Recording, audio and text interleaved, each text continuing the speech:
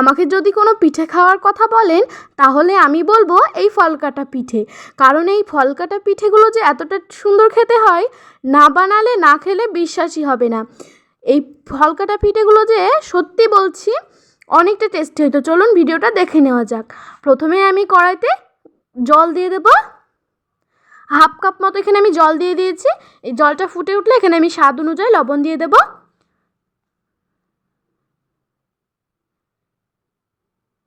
দেখুন লবণটা কিন্তু গলে গেছে। এবার আমি এখানে দেব চালের গুঁড়ো।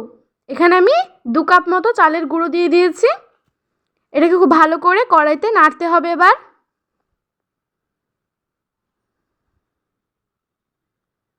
এইভাবে নেড়ে আমি খুমর করে নেব। দেখুন এবার আমি এটাকে একটা গাবলাতে নামিয়ে নেব। দেখুন এটাকে আমি নামিয়ে নিয়েছি। এবার এটাকে হাতের সাহায্যে খুব ভালো করে সেনে নিতে হবে।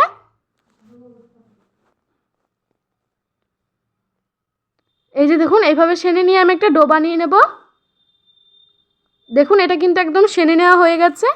এবার আমি এখান থেকে মাঝারি সাইজের করে লেচি কেটে নেব। এই যে দেখুন ঠিক এইভাবে লেচি কেটে নেব। দিয়ে দেখুন এইভাবে কিন্তু আমি গোল করে ঠিক রোল করে নেব। এবার আমি এখানে অল্প একটু চালের গুঁড়ো নিয়েছি। এবার এই পিঁড়িতে চালের গুঁড়োটাকে মাখিয়ে নেওয়ার পরে এইভাবে টান দিতে হবে। এই যে দেখুন ঠিক এইভাবে কিন্তু ছোট ছোট করে নিলাম। এইভাবে ছোট ছোট করে লেচি কেটে নিতে হবে। আমি আপনাদেরকে একটা করে দেখাচ্ছি। এই যে দেখুন ঠিক এইভাবে কিন্তু ফলকাটা পিঠেগুলোকে তৈরি করে নিতে হবে। কতটা সুন্দরভাবে সরু সরু হচ্ছে দেখুন। ঠিক এইভাবেই কিন্তু এই ফলকাটা পিঠেগুলোকে তৈরি করে নিতে হবে।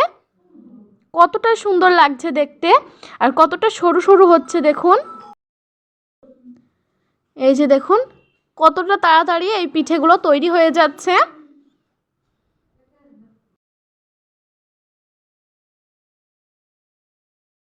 এই যে দেখুন ঠিক এইভাবে কিন্তু সমস্ত চুষি পিঠাগুলোকে তৈরি করে নেব।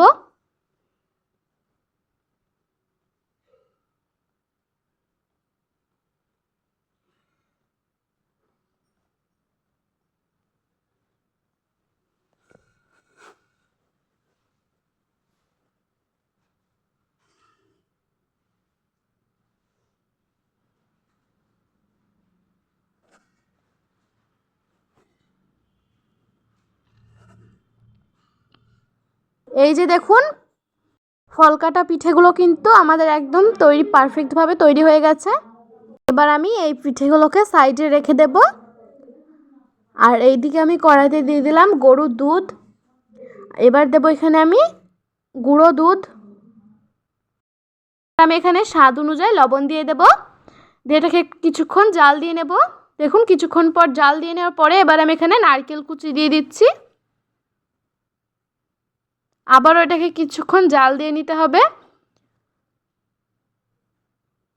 দেখুন জাল দিয়ে নেওয়ার পরে এখানে আমি দিয়ে দিলাম খাঁটি খেজুরের গুড়। এই যে দেখুন ঠিক এইভাবে কিন্তু আমি জাল দিয়ে নেব। এবার যে আমি ফলকাটা পিঠেগুলোকে তৈরি করে রেখেছিলাম এই পিঠেগুলোকে দিয়ে দেব। আমাদের এই ধারে এই পিঠেগুলোকে ফলকাটা পিঠেই বলে। এই যে দেখুন পিঠাটা কিন্তু হয়ে গেছে। এবার আমি ওপর দিয়ে লাল চেরি ফল দিয়ে দিলাম। এটাকে আরও কিছুক্ষণ জাল দিয়ে নেওয়ার পরে এবার আমি এটাকে কড়াই থেকে নামিয়ে নেব।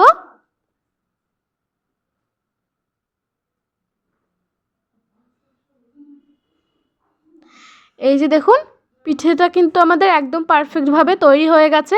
কতটা সুন্দর লাগছে এই পিঠেগুলো দেখতে আর খেতে মাশাআল্লাহ অনেক সুন্দর হয়েছিল। আপনারা একবার হলেও বাড়িতে বানিয়ে দেখবেন। এই পিঠেটা যে কাউকে দিলে যে কেউ এটা খেতে পছন্দ করবে। আর আপনি এই পিঠেটা খেলে অন্য কোনো পিঠে খাওয়া একবারেই ভুলে যাবেন। এই পিঠেগুলোর এত স্বাদ আপনারা একবার খেলে বারবার খেতে চাইবেন। তো ভিডিওটা যেখানেই শেষ করছি। আল্লাহ হাফেজ।